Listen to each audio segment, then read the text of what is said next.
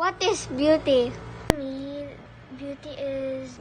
The word beauty can be defined in many ways, but Beauty for me...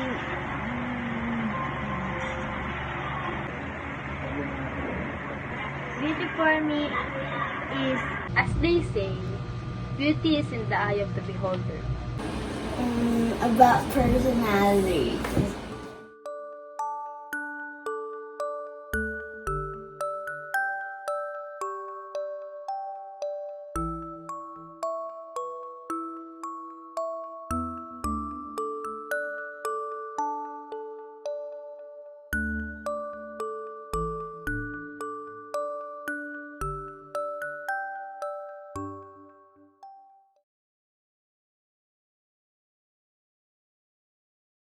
you.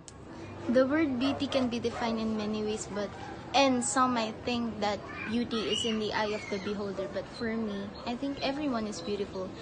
They can be beautiful in their own ways.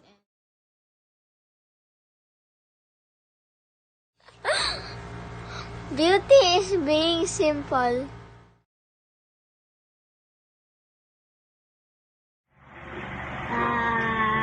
Beauty for me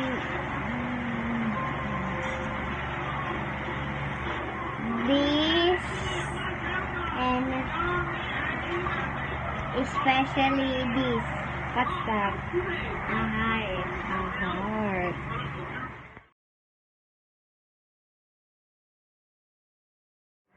Beauty for me is when no one is fighting because what? Because I want love and peace.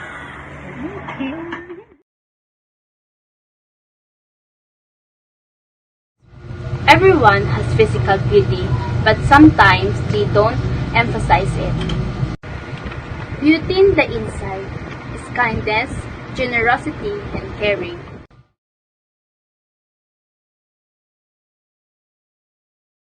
Beauty is the kind of personality of a person and their imperfections. And even if they have black skin, it's alright. Just leave them alone. Don't judge people that always. So